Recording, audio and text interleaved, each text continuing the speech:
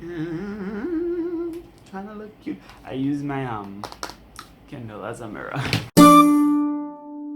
Hello everybody, I hope you all are having a fantastic day. Today we will be spilling some tea. I'm just kidding, we're not spilling any tea because there's no tea to drink because it's Ramadan and I'm fasting. I wanted to have a little bit of a chat about something that I've been thinking about recently. This is more of a thought-provoking conversation. There's something flying in my room. Bitch, if you don't get your ugly ass out, I don't even know what the hell you is. Come here.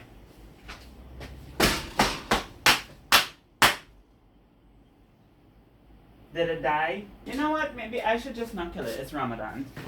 What was I saying? Right, so I wanted to have a conversation, a discussion video today about race and ethnicity when it comes to the books that I read. So I was thinking recently and I was like, but wait, Saajid, you don't really own that much books by white men. So I scoured my shelves to see if I could find any books that are written by men of Caucasian descent. And I only found 3. The first is Turtles All the Way Down by John Green, which is the only John Green book that I held on to since it's actually signed, and I do like John Green even though this book was kind of mediocre. Then I have My Sunshine Away by Emma Walsh. My cousin bought this for me, and to be honest, I don't really know what the hell this is about, but it's blurbed by Catherine Stockett, the author of The Help.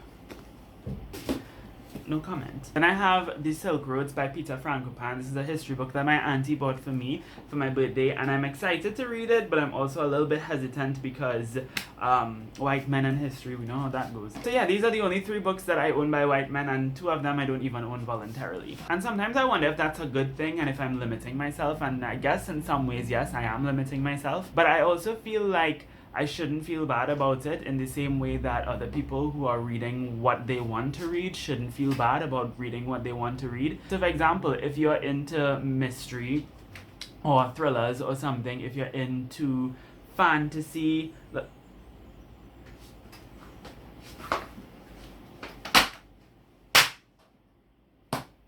okay, I finally killed it. If you're into like mystery and thrillers, and if you're into like high fantasy, epic fantasy, most of those books, well, at least a lot of them, tend to be written by white people, and especially white men. A lot of the classics that we read, a lot of the classics that we revere and that we laud are written by mostly by white people, and a lot of them are written by white men. You always hear about Stephen King and Brandon Sanderson and Charles Dickens and this one, that one, the other, the guy who wrote Gatsby. Like, all of these books are the books that are seen as the pinnacle of literature, right? And if you want to read those books because they pique your interest and the premises sound like something that you would like, then that's your call. Read what you want to read. And that's kind of what I do. I own about 120 books, and of the 120 books, I think over 100 of them are by people of color, the vast majority of those being by women of color. I have about an equal amount of books that are by white women and men of color, and the reason why the majority of the books on my shelves are by women of color are primarily because women of color are writing the stories that I want to read. I'm a student of Caribbean gender studies. I'm interested in history and race and gender and colonialism and all these different things and how they affect us and how they shape our day-to-day lives. More often than not, stories that are written that deals with the intersection of all of those things are written by women of color. So women of color are writing the books that I am interested in reading in the same way that somebody who might be interested in reading only self-help books or only like epic high fantasy would thus mostly be reading books that are predominantly by white men, because white men tend to dominate those fields of literature, right? I read what I'm interested in, I read what I'm drawn to, and the kind of themes and the kind of topics that I want to see tackled in my stories in most cases are written by women of color. Women are also predominant in mainstream young adult books, and I read a lot of young adult books. Like all of these books right here, with the exception of this one in the corner, they're all young adult books, and most young adult books tend to be written by women, at least the ones that are popular on BookTube and on this platform. That's why I have a lot more books by white women than I do white men, and that's why I have significantly a lot more books by women of color than I do men of color. Because, as I said like 3 times already, these stories and the themes that I want to see, that I want to consume in the books that I read, are written by women who are oftentimes at the intersection of woman and non-white. Another reason why I read the books that I read is because growing up, I've only ever consumed stories by and about white people. I never really started reading for fun until I was like around 17. But before that, I used to watch a lot of TV, right? Like most of us. And a lot of the shows that I watched growing up, the majority of them are white people American shows, right? You would think in Trinidad we would have our own stuff, but as I've said in a previous video, no, we don't. We don't really have our own TV shows and our own movies. We might have a couple things here and there coming out every few years, but for the most part, the majority of the media that we consume when it comes to television and movies is white American media. So not only did I grow up not really seeing myself in a lot of the stories that I consumed, but I grew up not seeing a lot of other people who were not also represented in the stories that I was consuming. Reading the books that I read give me an avenue to experience stories and to see persons in the context of stories that might have something to do with their identity or might not, in ways that I've never been able to see before in the shows that I've watched growing up. And even when it comes to books, even when I started reading for fun, you walk into the bookstore down here, the majority of the books are US and UK published, and the majority of those US and UK published books, with a couple exceptions, a couple notable exceptions, are white people books, right? And then you have this old rickety shelf in the back, as I've said as well in a previous video, that has a very limited small collection of Caribbean books that are published locally and regionally, and they're just disgustingly overpriced. And all of that is as a result of colonialism, right? You know, we come from colonialism. We live in a world that lives currently in a neo-colonial state, and that has been created from our colonial past. And we all know in colonialism, white people have the upper hand. Their countries were the countries that took everybody else over. Their countries were the countries that built themselves up and built their glory. Therefore, they have the most affluent businesses and technologies and this, that, and the other, and whatever, right? That's why their publishing industry is so affluent, and that's why they kind of have a hold on the global publishing industry and the way that people all over the world read books, right? That's also why I just don't really care to read a lot of these classics, all the Jane Eyres and the Jane Austens and this one and that one and the other. I just don't really care to read them because there's other things for me to read. I think there's so much gaps when it comes to the stories that we consume and the media that we consume that needs to be filled,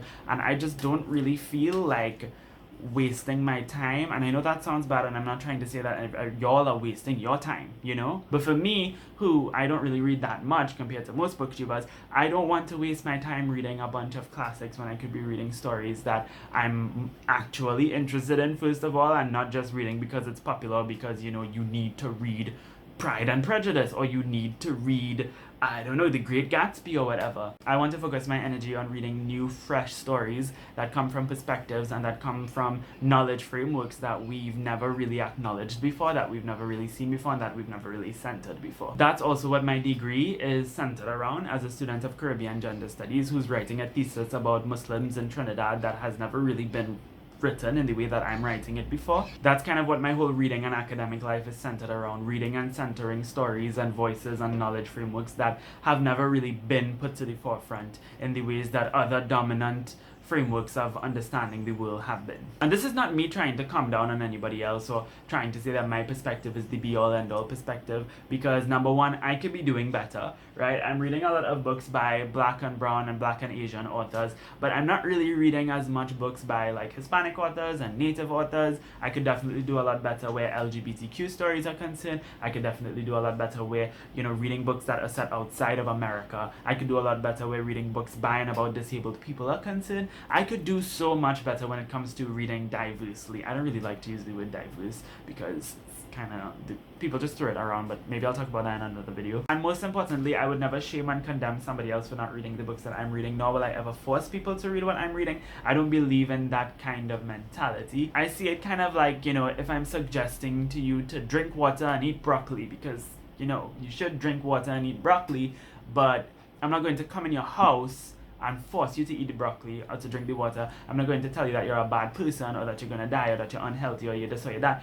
because you're not eating broccoli and drinking water. You understand what I'm saying? I think it's a good idea for me and everybody else. Everybody should be drinking water and eating broccoli, right? Everybody should be reading diversely. Everybody should be reading stories that are not put to the forefront. But am I going to condemn you if you decide not to do it? Am I going to put you down if you decide not to do it? Absolutely not. I'm not going to do that. I think that's counterproductive. And I think that's sort of disrespecting a person's autonomy to do what they want, and that's kind of crossing a line there. So I would never shame people for not reading what they want to read. I think everybody should read whatever the hell they want to read. And that's why I also think, you know, if you're coming to this video and you're saying, Saajid, you're not reading books by white people and by white men, I have my reasons, and you should respect me for making the decision that I'm reading. You know, you might think, well, Saajid, you should read more books by white people and by white men, because you will open up your perspective to other things. And maybe you're right, probably not, but at the end of the day, just because you suggest that I do it doesn't mean that I have to do it, right? I will sit down here and recommend and suggest a bunch of books from Black authors, Asian authors, from Muslim authors, and tell you all read these books, right? And I will do that proudly, but I will never say you all are terrible because you're not reading the books that I'm recommending. So I think that that's another very important thing that I want to try to get across in this video, because I don't want anybody to go on Twitter and be like, well, Saajid saying that y'all is trash because y'all only reading books by white people. I did not say that. Don't be misquoting me on Twitter, sis. Anyways, I'm thinking this is where I should end the conversation, because I don't really have anything else to say. This was a very off the top of my head type situation, and I tried to film this video yesterday as well, but I forgot like a couple key points, so I wanted to come back in here and do it over just so I could touch on everything I needed to touch on. But I think that's pretty much everything I have to say, so I'll end the video here. Thank you all so much for watching this video. In the comments down below, this video is really not just about the video itself, but it's about the comments as well. I would love to know what y'all think about this topic. Am I reaching for the stars, sis? Or do you get where I'm coming from? Do you also feel similarly? Do you feel a little bit challenged maybe to try to read a little bit more diversely? Or do you feel a little bit unfazed by what I said? Let me know in the comments down below. We could have a little bit of a discussion. If you're coming in my comments to be disrespectful, I will delete your comments. Right? Free speech does not exist in my comment section, sis. This channel, Books on My Social Life, is not a democracy. Just letting y'all know, because in my previous video I got some comments and people was being little salty, and I was like, sis, not here, not here. We have high blood pressure here. We don't need no extra salt. Anyways, let me shut the hell up and end this video. I hope y'all having a good Ramadan. I hope y'all are great. Thanks for watching. Leave a comment, like, subscribe, follow me on Instagram and Twitter at Saajid Hussain, so you can see more of me. I hope you have a lovely day, and until next time, inshallah, keep reading.